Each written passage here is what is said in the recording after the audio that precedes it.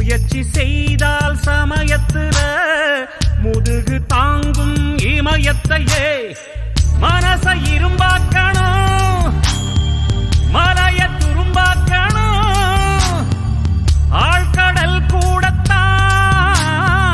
ஆறு போல மாறுமடா